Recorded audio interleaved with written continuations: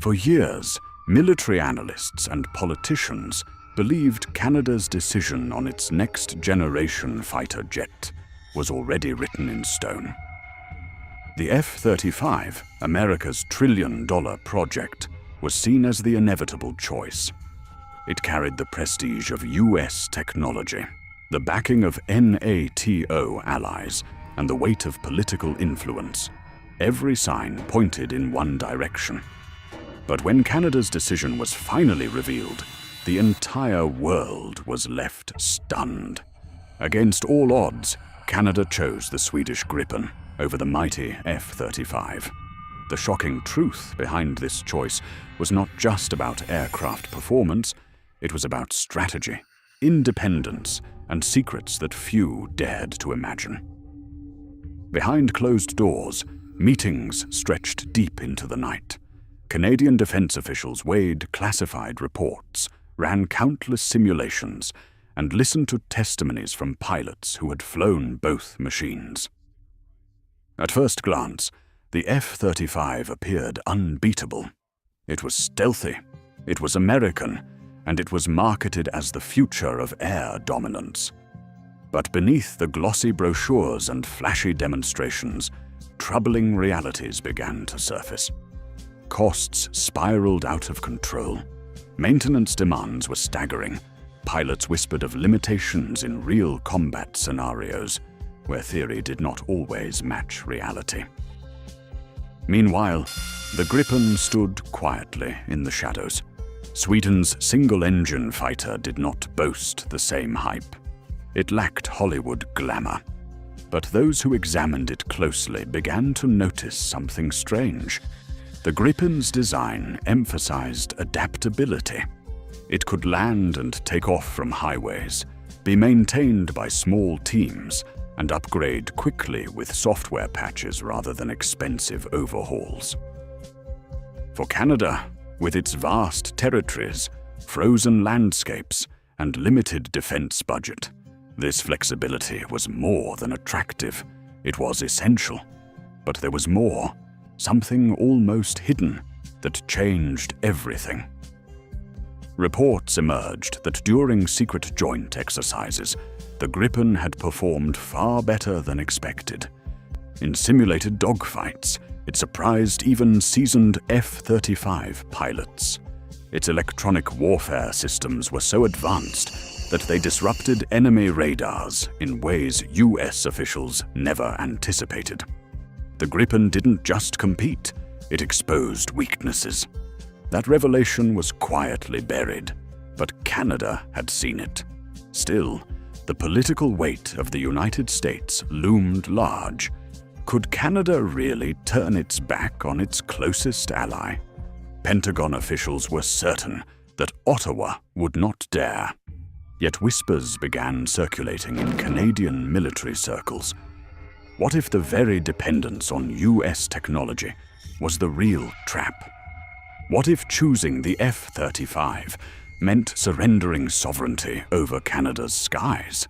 After all, every F-35 was linked to American systems, requiring Washington's approval for upgrades, modifications, even certain missions. In contrast, the Gripen offered independence. Sweden promised full technology transfer, something the US would never allow. The final decision was made in secrecy. Only a handful of top officials knew the truth before the announcement. When the news broke, Pentagon insiders were said to be furious. Defense contractors were shocked. Analysts scrambled to explain how the weaker Gripen had won. But for Canada, the choice was never just about buying a jet. It was about rewriting its future. And what lay beneath that choice was a story darker and more mysterious than anyone had imagined. Because hidden in Canada's evaluation reports was a detail so explosive it could shake the defense industry. A test result, quietly classified, showed that in certain scenarios, the Gripen not only outmaneuvered the F-35, it rendered its stealth advantage useless. How? That was the question no one dared to answer openly. Some believed it was the Gripen's electronic warfare suite. Others whispered of secret upgrades provided by Sweden in cooperation with unnamed partners. Whatever the truth, Canada had seen enough to make its shocking decision. The revelation about the Gripen's hidden edge spread quietly through Canadian defense circles, but never reached the public. Officially, the government's press release spoke of cost-effectiveness, maintenance advantages, and strategic independence. But behind those diplomatic words lay something far more startling. The classified reports described how the Gripen's advanced radar and electronic warfare system had in multiple exercises made stealth aircraft visible. If that were true, the foundation of America's trillion-dollar stealth program was suddenly in question. Imagine the implications. The F-35, touted as untouchable, might no longer be invisible on the battlefield. Canada knew that admitting such a truth would cause global chaos. Defense contractors worth billions could collapse overnight. NATO's entire strategy could be thrown into doubt. So the findings were buried, marked eyes only, and locked away in secure vaults. Yet those who saw the files could not unsee them. But there was another layer of mystery. Some Canadian officials hinted that Sweden was not acting alone. Rumors swirled of quiet collaboration between Saab and nations with deep expertise in electronic warfare, countries that preferred to remain in the shadows. One name surfaced more than once: Israel. Another whispered possibility was that Sweden had access to secret Russian systems through back channels, taken from conflicts where advanced radars were deployed. The evidence was never confirmed, but the technology in Gripen's latest variant seemed almost too advanced for a small nation to achieve alone. Pentagon insiders were furious. Calls were made to Ottawa. Pressure was applied. Promises and threats both delivered. How could Canada, a close ally, betray the United States in this way? Yet Canada stood firm, knowing that the alternative meant technological dependence forever tied to Washington. One Canadian general reportedly said in a closed-door meeting, "If we choose the F-35, we fly America's jet. If we choose the Gripen, we fly Canada's jet." That single sentence captured the heart of the decision. Still, the decision carried risks. Within days of the announcement, lobbyists unleashed a storm. Articles filled with leaked information suddenly appeared in major newspapers, criticizing Gripen's limited combat history. Former pilots were quoted, warning that Canada was taking a dangerous gamble. Social media was flooded with comparisons painting the Gripen as inferior. Yet, mysteriously, for every wave of criticism, new voices emerged, pointing to the hidden advantages of the Swedish jet, voices that seemed to know more than they should. Inside the Pentagon, something darker was brewing.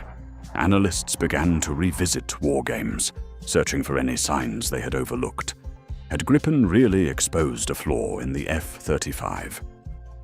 Quietly, a team was assembled to investigate. What they found only deepened the mystery. In multiple joint NATO exercises, results had been quietly altered before release. Officially, the F-35 always won. But in internal, unedited logs, there were cases where Gripen pilots had achieved multiple simulated kills against the supposedly invincible stealth jet. The discrepancies were deliberate, meant to protect the reputation of the F-35 program. If the F-35's flaws were hidden for years, how much else was being concealed? Could they trust a future where every defense choice was dictated by another nation's agenda? The Gripen was more than an aircraft. It was a statement of sovereignty. And yet, deep inside these events, there were whispers of something even more secret. Some claimed that during a highly classified exercise in the Arctic, Gripen aircraft had used a new type of electronic warfare suite that completely blinded not only enemy radars, but even confused satellites overhead. The logs of that exercise were immediately sealed, and those who participated were sworn to silence. But fragments of the truth leaked out, just enough to raise questions too dangerous to ask openly. By now, the story had become larger than a defense contract. Canada's choice was exposing cracks in the global military order. For decades, America had assumed its allies would fall in line, purchasing weapons not just for defense, but to reinforce US dominance. Canada broke that chain. And once one nation broke free, others began to wonder. If Gripen could outshine the F-35, why were they spending billions on a jet that might not even hold its promise? The Pentagon knew the danger of this narrative spreading. A desperate effort began to reassert control. Officials hinted that Canada's decision might be reversed. Secret offers of deeper military integration were made. But Canada remained silent. Behind the scenes, its Air Force prepared for a future few understood. One where the Gripen would not just defend Canadian skies, but perhaps reveal a truth the world was not ready to face. As the dust settled on Canada's shocking decision, the world watched closely. At first, many believed the storm would pass. Surely, under enough pressure, Ottawa would backtrack and fall in line with Washington. Yet days turned into weeks, and the choice remained firm. Canada had chosen Gripen. But what no one outside the inner circle realized was that this decision had set into motion a chain of events that could alter the balance of power. In secret hangars across Canada, the first Gripens began arriving for testing. Pilots who took the controls were astonished. They reported an ease of handling, a fluid responsiveness, and systems that felt tailored to Canada's vast, rugged geography. The jet's ability to land on highways and operate from remote locations wasn't just a feature. It was a revelation. Unlike the F-35, which required long, pristine runways and an army of maintenance crews, the Gripen could survive and fight in conditions Canada knew all too well: snow, ice, and wilderness. But there was still the matter of the classified technology. Rumors continued to swirl that Canada had been promised access to software codes, weapons integration rights, and systems that no other nation had been given. Sweden had quietly agreed to full transfer of technology, a gesture of trust that the United States had never offered. This meant that, for the first time in modern history, Canada would control the destiny of its own fighter fleet. No secret backdoors, no Washington approval for upgrades, true sovereignty. Yet, there was a price for such independence. Strange incidents began to unfold. A Canadian research facility linked to Gripen testing suffered a mysterious power outage. Pilots reported unusual interference in their communications during training flights. Analysts suspected cyber intrusions targeting Canada's new defense systems. While no one admitted it openly, many believed these were covert attempts to sabotage the Gripen program before it fully took root. Inside NATO, tensions grew. Allies who had already committed to the F-35 felt uneasy. If Canada's choice proved successful, their own multi-billion-dollar investments could suddenly appear reckless. Quietly, officials from other nations reached out to Sweden. asking questions that were never meant to be public. Was it true that Gripen's electronic suite could unmask stealth? Could it really outperform the F-35 in contested skies? Sweden remained silent, neither confirming nor denying. The mystery only deepened. Meanwhile, pilots who trained on the Gripen shared cryptic observations. One described the jet as alive, adapting instantly to threats in ways that felt almost predictive. Another hinted at classified features not listed in any brochure, systems that seemed to anticipate enemy movements before they happened. These stories were dismissed as exaggerations, but they spread quickly, feeding a legend that the Gripen was more than just a fighter. It was something the world had not yet fully understood. The Pentagon could no longer ignore it. Behind closed doors, high-level meetings acknowledged a dangerous reality. If Canada's Gripen fleet demonstrated undeniable superiority, the F-35 program's credibility would collapse. Trillions of dollars, decades of development, and the very foundation of U.S. aerial dominance were at stake. Some even speculated that if the Gripen's true capabilities became known, global defense alliances could shift overnight. The U.S. would lose not just contracts, but influence. And then came the most chilling whisper of all. A source inside Canada hinted that during one classified Arctic exercise, Gripen jets had detected and tracked objects that even NORAD's advanced radar systems had missed. These objects were not enemy aircraft, nor drones, nor anything on record. The Gripen had seen something beyond known technology. The data was quickly classified, labeled anomalous, and locked away. But the fact that Canada's new fighter could detect what the most expensive US systems could not raised unsettling questions. Was the Gripen simply a cheaper, more flexible jet? Or was it something far more disruptive, a machine that could expose truths the world was not ready for? For Canada, the answer no longer mattered. What mattered was control. For the first time in decades, the nation was free from technological dependence, free to shape its defense without another power's shadow.